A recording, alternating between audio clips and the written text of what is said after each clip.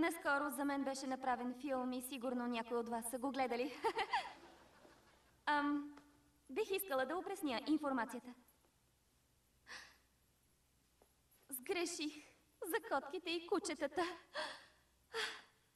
Популярността не е всички да знаят кой си и с какво си облечен или да станеш пролетна кралица. Популярността е да имаш истински приятели, които харесват теб. Не фалшиви, които те зарязват, защото се е появила по-добра оферта. Или си тръгват, защото са те зарязали и няма с кого да отидеш на бала. Тя значи истински приятели, на които можеш да разчиташ. Дори да не сте говорили от години и да имат розова коса.